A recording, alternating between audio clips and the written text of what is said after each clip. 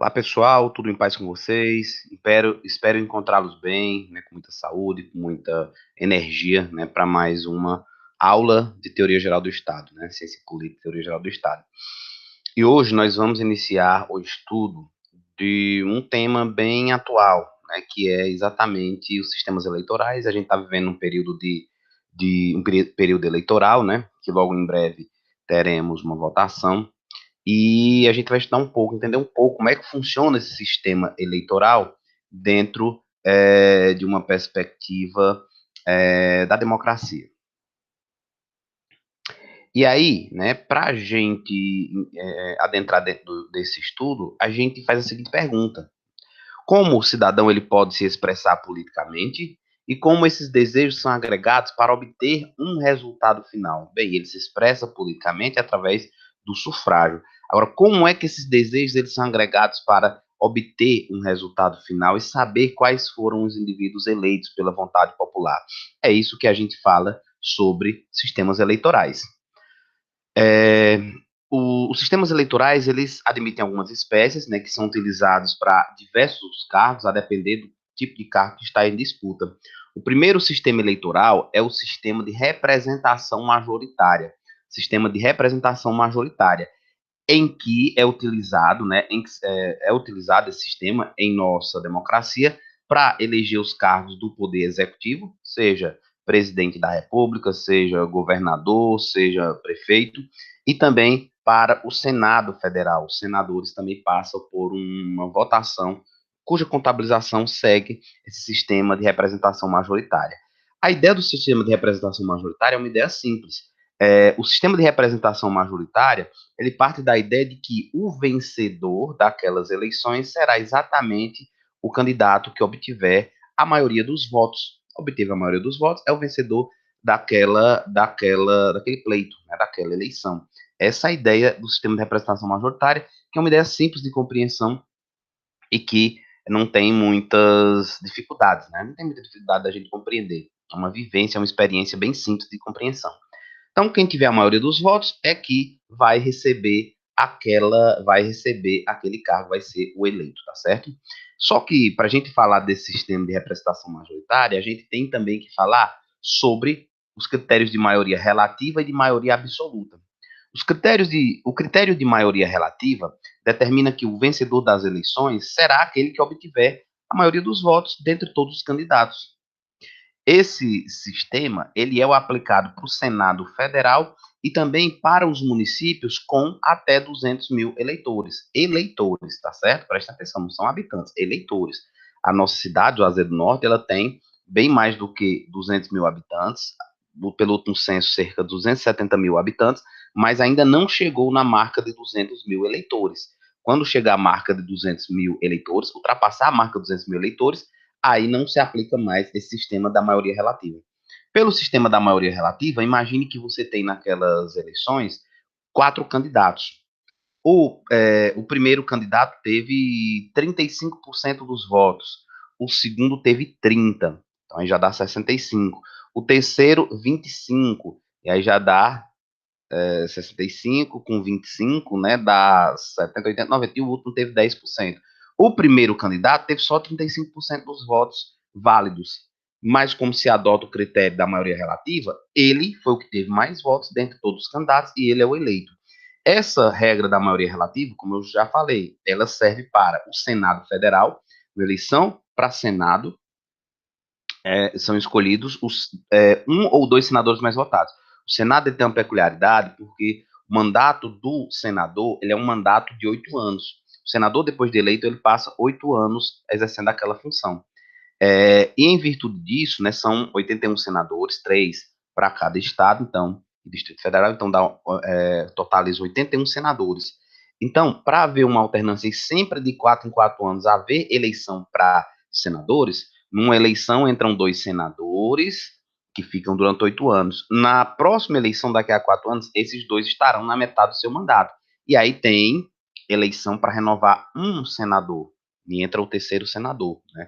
Aí renova, então a renovação do Senado ele é alternado, um ano dois, no outro ano um ano dois, no outro ano um, nas eleições, é claro, né, de 4 em 4 anos. E levando em consideração isso, é que, né, num determinado pleito, pode ser que só um candidato seja eleito, e de repente com a maioria simples, e num outro, os dois melhores colocados, tá certo?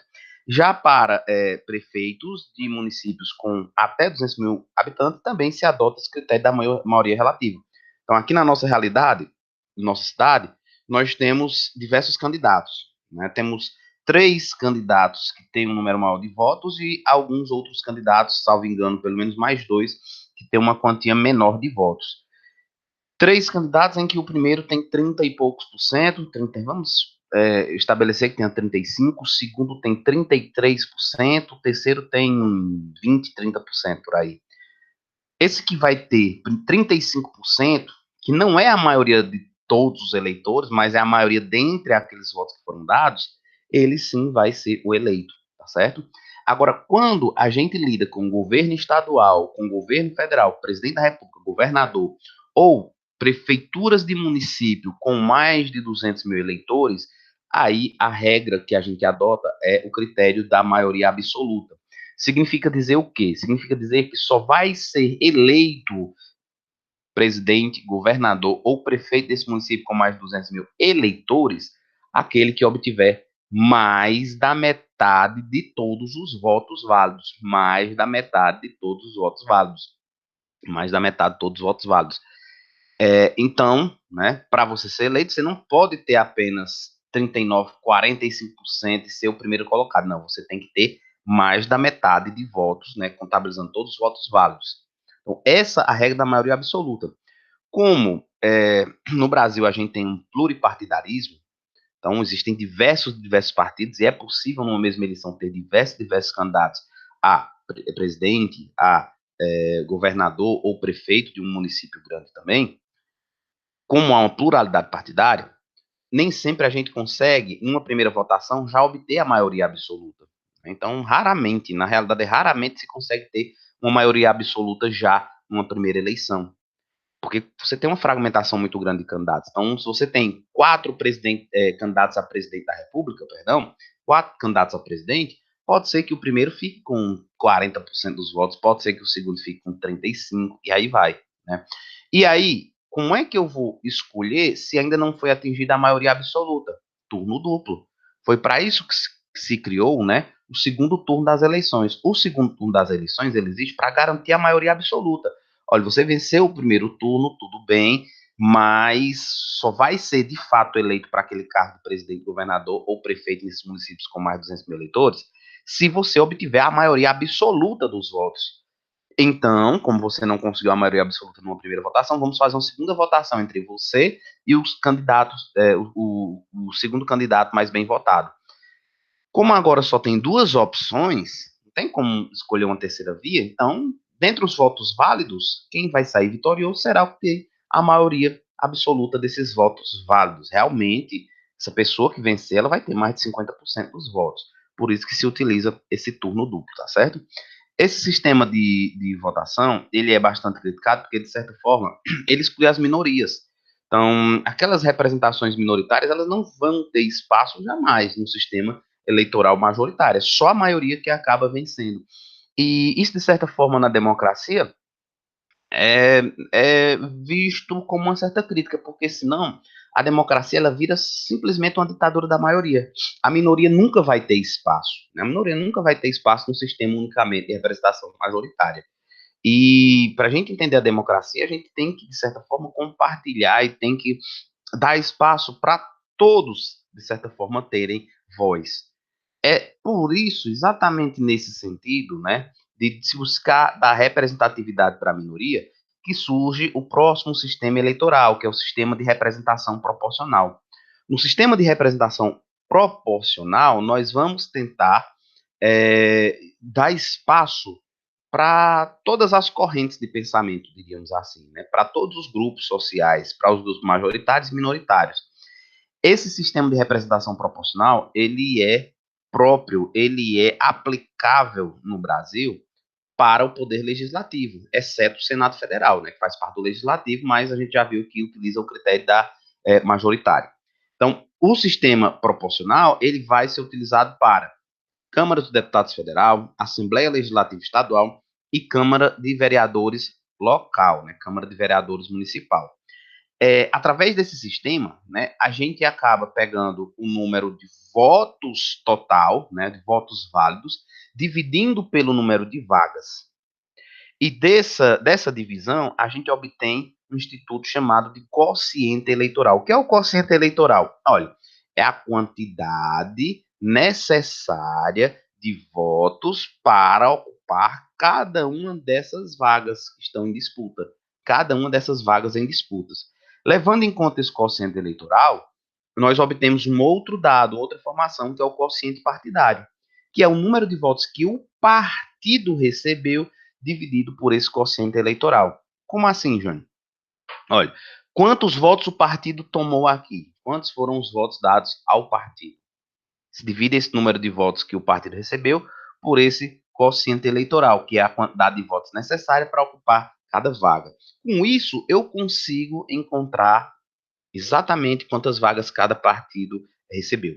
É importante vocês perceberem aqui que no sistema de representação proporcional, o foco não é tanto a figura do candidato, mas sim o partido ou coligação, tá certo? É por isso que existe, por exemplo, aquela história do voto, da possibilidade do voto de legenda, que muitas pessoas não sabem o que é. O que é voto de legenda? O que é o voto de legenda? O voto de legenda é quando você não tem um candidato específico. Você não tem uma pessoa, um candidato a deputado ou candidato a vereador que você realmente se identificou e que quer votar. Você não conhece. Mas você entende que todos os candidatos daquele partido específico são qualificados. E aí você dá um voto para o partido. Então, na hora de digitar lá, né, em vez de você digitar o número do vereador, 990123, por exemplo, 012, né?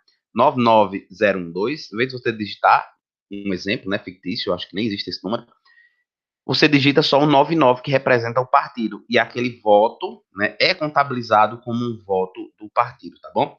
Eu vou avançar aqui o slide, porque depois eu explico inclusive essa regra de sobra aqui, mas para ficar mais fixada essa ideia de quociente eleitoral e quociente partidário, eu vou avançar para vocês verem um exemplo aqui, exemplo esse que é tirado do próprio site, né, do Tribunal Superior Eleitoral, um exemplo para compreender, público compreender facilmente esse sistema eleitoral, tá bom? Créditos do Tribunal Superior Eleitoral. Olha aí, aqui ele está dando um exemplo de uma eleição onde tem 3 partidos, a gente sabe que não é a nossa realidade, né? Mas basicamente são 4 partidos em que 2 deles se coligam. Então tem o partido K e o partido X que se coligaram. Então eles vão agregar esforços para juntos terem uma única votação, né? Candidatos que vão congregar os seus votos, certo? Tem o partido Y, tem o partido Y e tem o partido Z. Então, PK, PK, PY e PZ. Pronto, nesse nosso exemplo. Nesse nosso mesmo exemplo aqui, nesse nosso mesmo exemplo, nós temos 9 vagas em disputas. Então, né, é uma cidade pequena, uma cidade de até 15 mil habitantes, e tem 9 vagas em disputa, certo, gente? A quantidade de cargos que estão em disputa numa eleição para vereadores vai depender do tamanho da cidade, certo? Então, vai desde 9, por exemplo, para uma cidade de até 15 mil habitantes, até 55 vereadores quando for uma cidade gigantesca, né, acima de 8 milhões de habitantes. Isso é fixado, né, pela Lei 9.504 e também por uma resolução do TSE, que regulamenta o atual processo eleitoral. Então, vai ser, né, fixada em lei essa quantidade, né? Essa quantidade aí de candidatos, ou melhor dizendo, de vagas, tá certo? Vamos lá. 9 vagas em disputas. Imagine que nessa eleição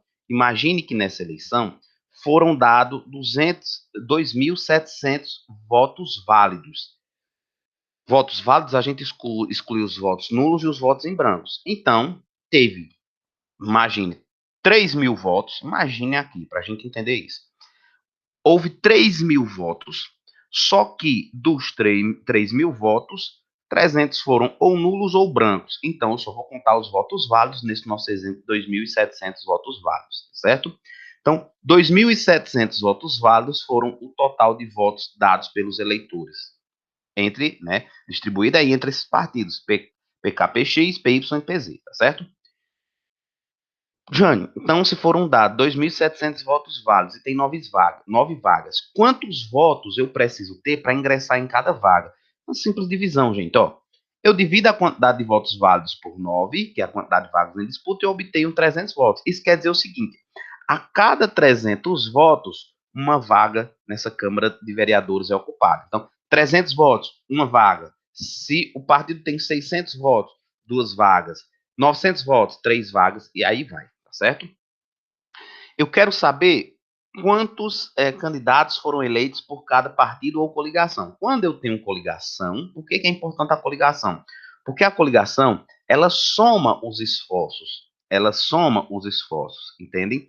Então, assim, a coligação, ela acaba que, juntando os votos do partido X, do partido K, aquele somatório, ele é quem vai servir para a gente dividir pelo quociente eleitoral e indicar quantas vagas aqueles partidos, aquela coligação, ela obteve. Juntando esses dois partidos, o PK e o PX, nesse nosso exemplo aqui, eles tiraram 1.200 votos válidos. Isso, né, somando todos os candidatos que concorreram à eleição por essa coligação. Tanto do partido K como do partido X. Juntando todos os votos de todos os candidatos, foram 1.200 votos. Significa dizer que, ó, 1.200 votos. Quantos votos eu preciso para ocupar cada vaga? A gente já viu, ó, quociente eleitoral, 300, Júnior. 300 faz uma vaga, e se eu multiplicar 300 vezes 9, dá 2.700, que são os votos válidos. Então, a cada 300 faz uma vaga. Se esse partido teve 1.200 votos, quantas vagas esse partido vai obter? Essa coligação? 4. Então, 4 pessoas serão eleitas para esse partido, tá certo? Por enquanto. Vamos ficar só nessa coluna aqui. Por enquanto, 4 pessoas são eleitas para esse partido, certo? Tudo bem. Quem são essas 4 pessoas, gente? Obviamente que são, dentro do partido K, partido X, aqueles que tiveram mais votos. Primeiro, segundo, terceiro, quarto colocado. Geralmente, gente, é porque aqui os dados são de uma cidade muito pequena, quantidade de votos muito pequena.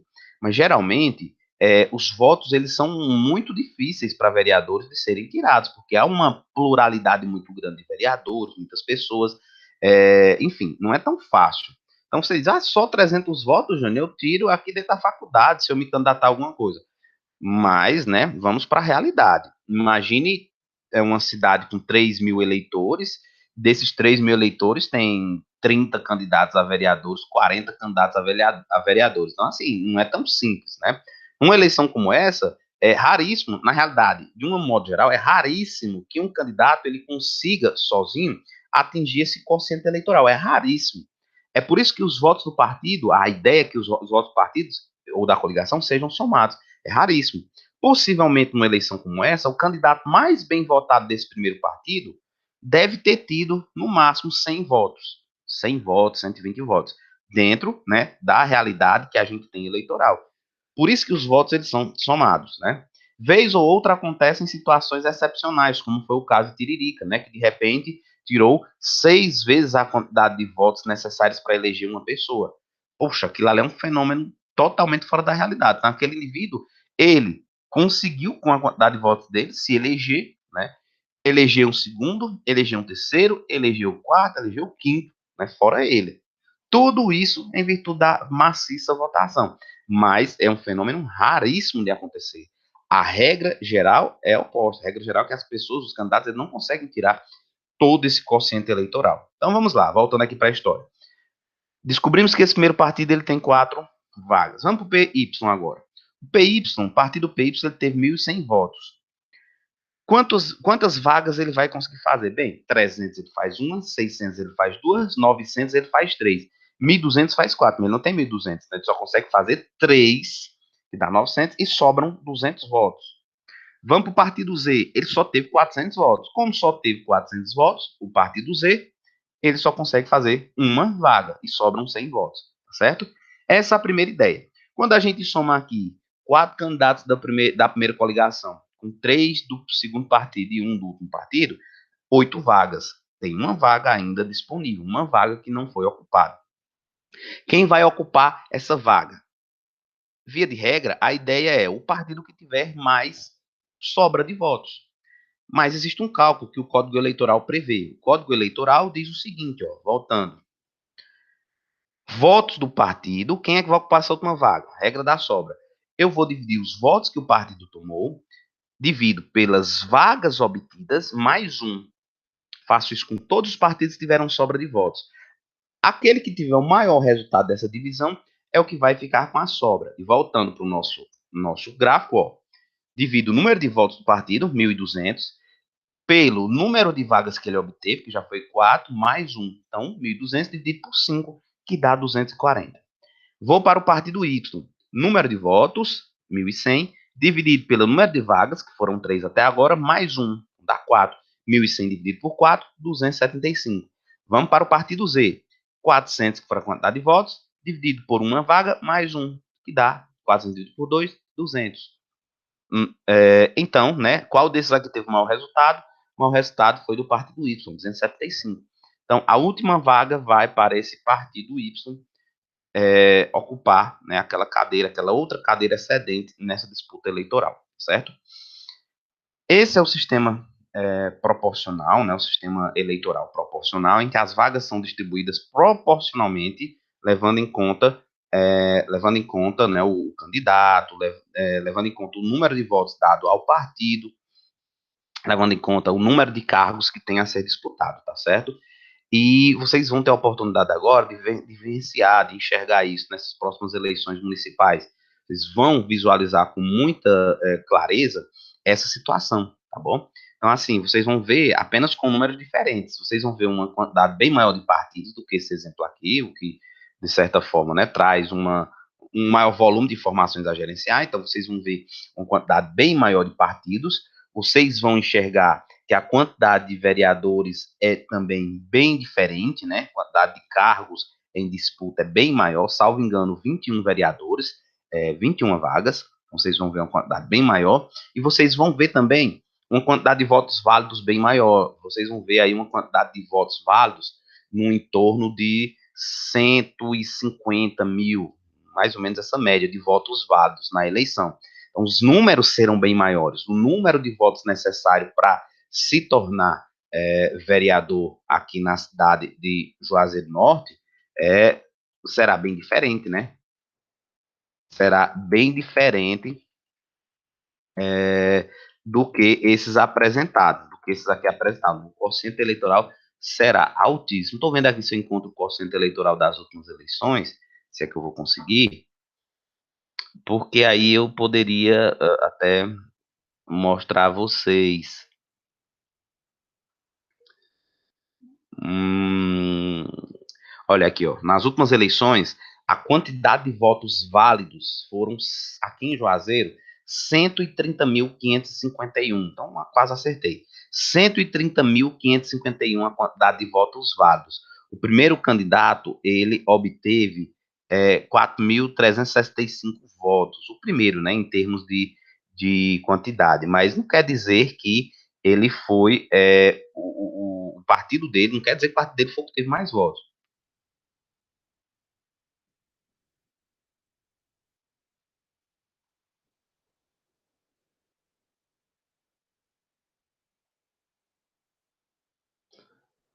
Então, você tente dividir aí, só para ter uma ideia, né?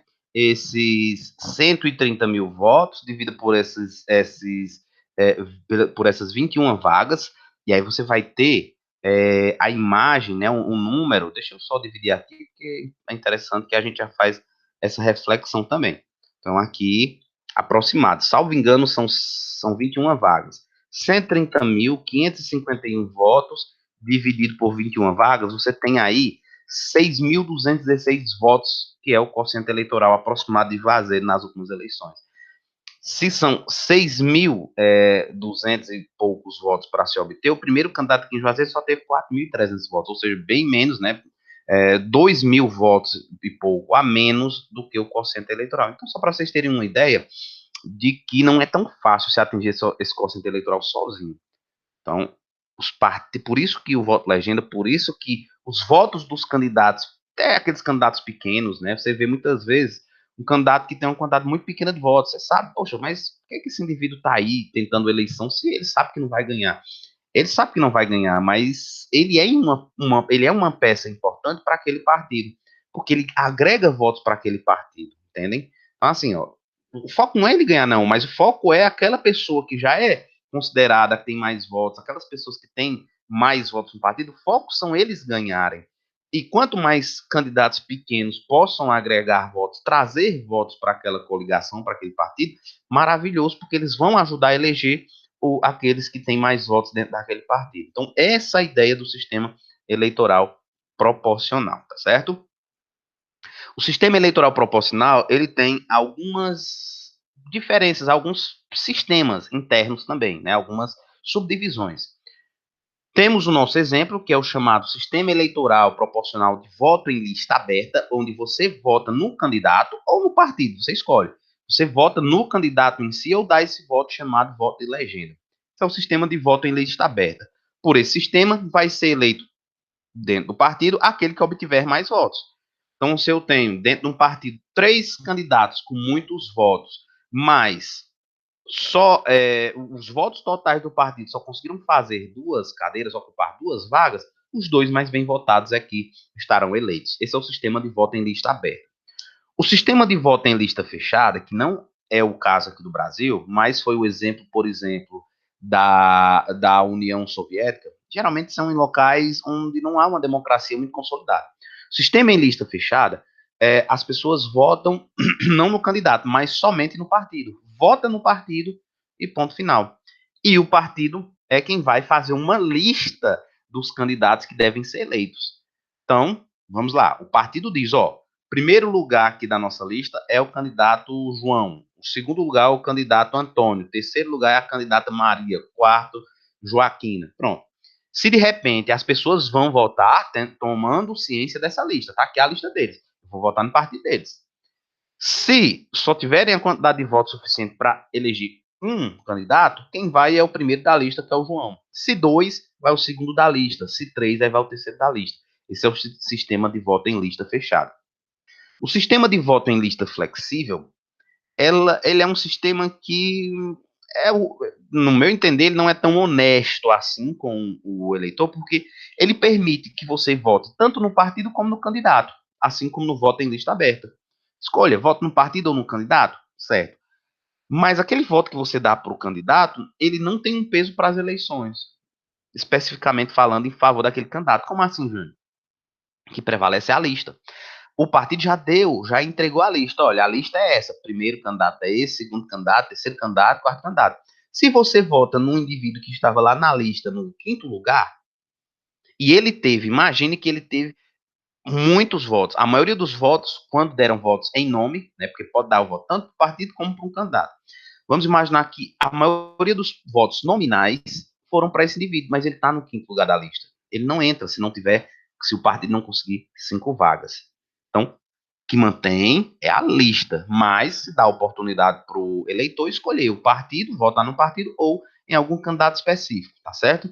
Isso aí serviria para que esse voto, então, não perda tempo. Não, serviria para o futuro. Como assim? Olha, esse indivíduo que ficou no quinto lugar agora, foi colocado no quinto da lista, mas teve muitos votos, ele pode exigir que nas próximas eleições o nome dele seja o primeiro.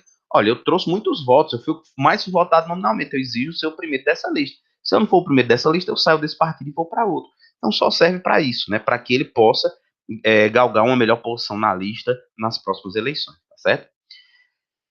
Esse sistema proporcional, ele traz um inconveniente que, de certa forma, é uma fragmentação muito grande, né, do poder legislativo. Então, você vai ter muitas posições, muitos partidos, como é o caso do Brasil, dentro do poder legislativo. Isso gera inconvenientes, de certa forma, né? Porque, por exemplo, para um governante conseguir governar, ele sempre vai precisar de obter a maioria dentro de um poder legislativo, porque é através do poder legislativo que ele vai poder implementar suas políticas públicas, criando leis, por exemplo. E ele precisa desse apoio da maioria. Quando você tem um sistema muito diversificado como o nosso no Brasil, com inúmeros, dezenas de partidos, e quando essas dezenas de partidos todos podem atingir, galgar algum cargo, isso gera uma fragmentação muito grande do poder legislativo e gera uma dificuldade de governança. Fica difícil, porque aquele presidente, aquele governador, aquele prefeito para governar, ele vai ter que convencer muitas pessoas de muitos partidos, o partido dele raramente tem uma maioria.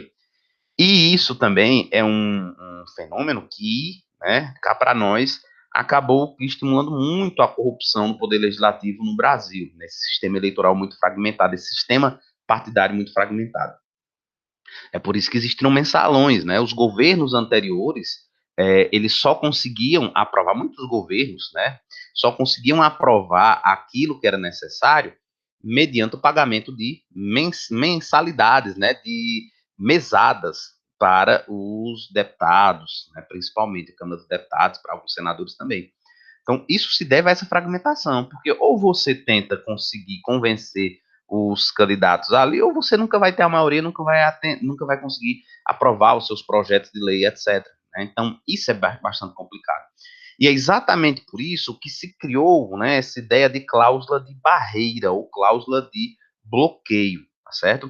Que é uma cláusula de barreira ou uma cláusula de bloqueio. É assim, se o partido ele não tiver um rendimento razoável nas eleições no país inteiro, ele pode trazer algumas consequências. Ele pode, né, sofrer algumas consequências.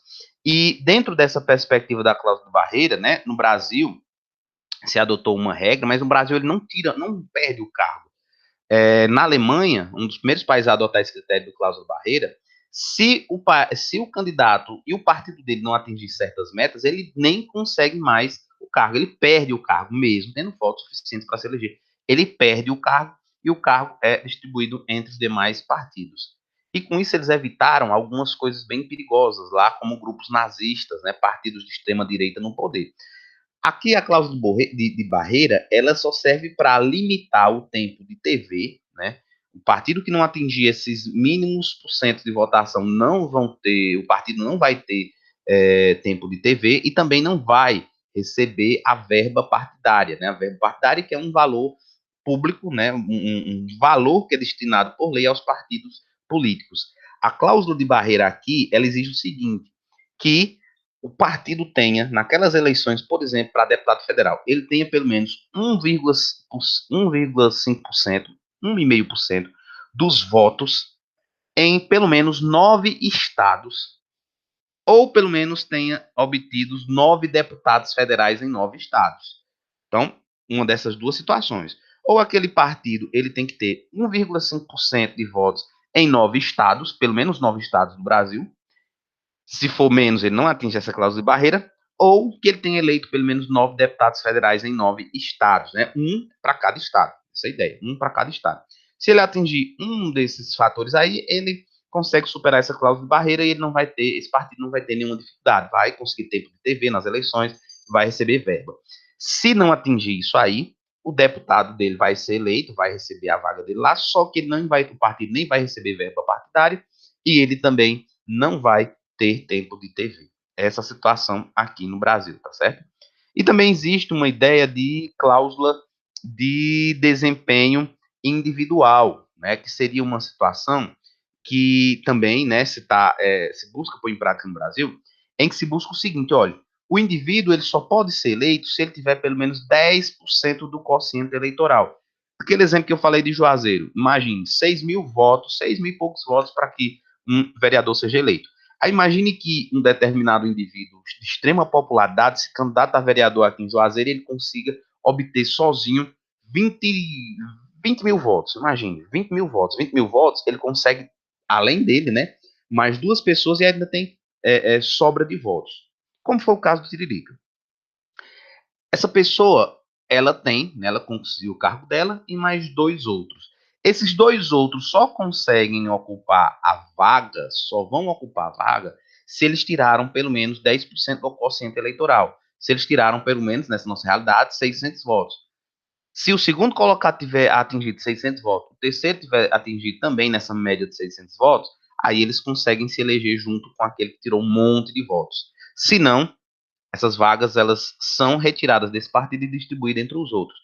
Essa cláusula de desempenho individual, ela busca evitar situações como essa do Tiririca que eu falei para vocês, que ele tirou uma grande quantidade de votos, e candidatos com uma votação, gente, pífia, candidatos com, sei lá, 500 votos, 1.000 votos lá em São Paulo, quando precisariam de alguns milhões de votos, né, alguns milhares de votos, esses candidatos aí conseguiram com 1.000 votos, 500 votos se eleger. Poxa, o cara não teve votação nenhuma, só na rua dele, só os parentes dele conseguiram se eleger. Tivemos outros candidatos em outros partidos que tiveram votação muito maior, mas nós não conseguiram se eleger em virtude do quociente eleitoral do partido, né? O partido não conseguiu eleger mais candidatos.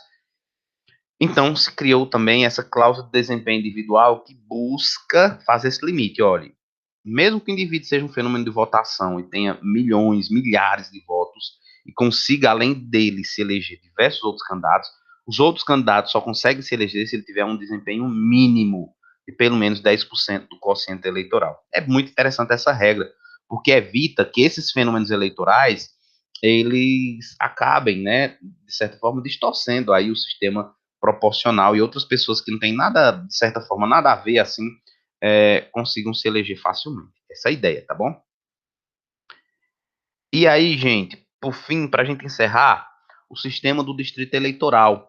O sistema do distrito eleitoral, que é aplicado em alguns locais como os Estados Unidos, como o Japão, em alguns locais pelo mundo, ele prevê o seguinte: imagine a seguinte situação, né? Isso não dá para a gente imaginar muito claro para uma eleição municipal, mas para uma eleição é, estadual, principalmente uma eleição federal, a gente consegue enxergar melhor. Imagina o seguinte: o estado do Ceará. Deixa eu só confirmar aqui a quantidade de deputados federais do Ceará.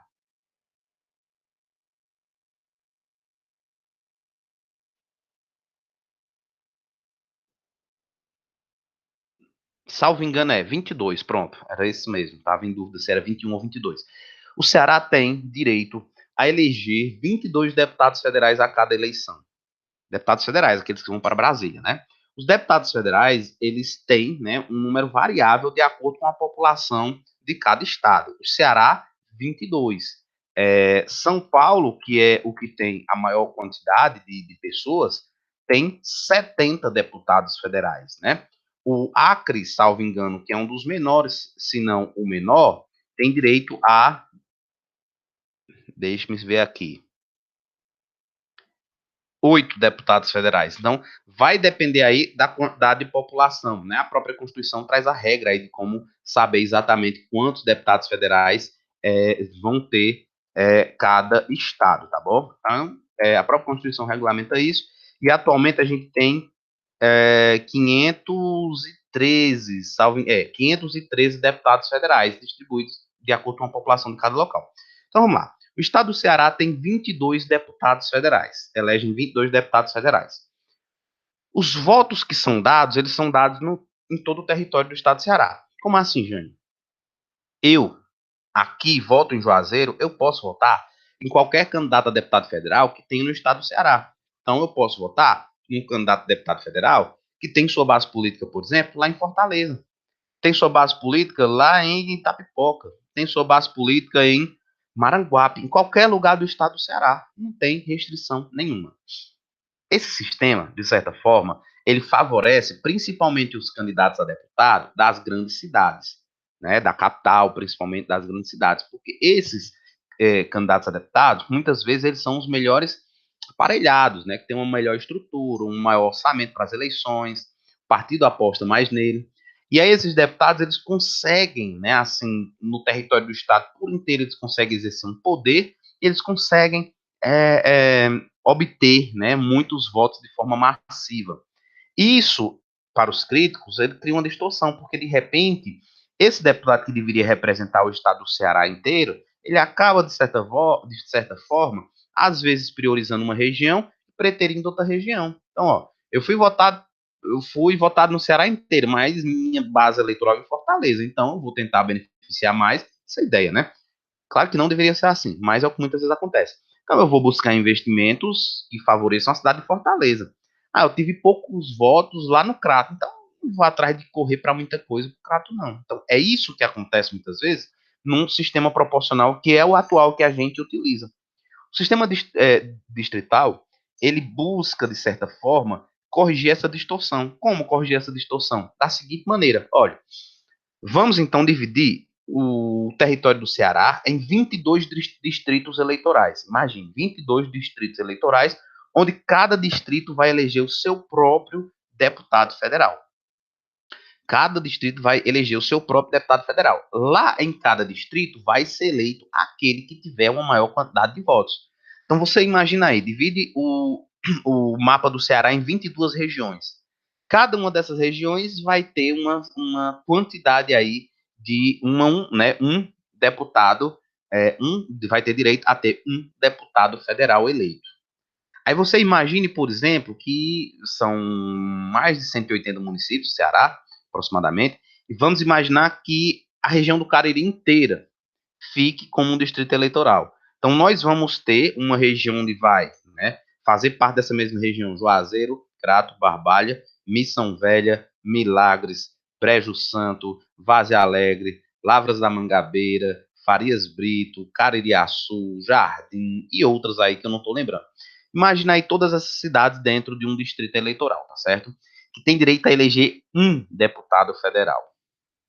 Como é que vocês acham que vão ser uma eleição como essa, né? Vai ser uma eleição disputadíssima, ferrenha. É como se fosse, gente, entre aspas, uma eleição para prefeito para essa região todinha. Vocês já sabem como é que funciona uma disputa para uma prefeitura municipal. Vocês devem estar vivenciando isso esses dias. É uma disputa muitas vezes sangrenta, né? Uma disputa às vezes, infelizmente, sangrenta.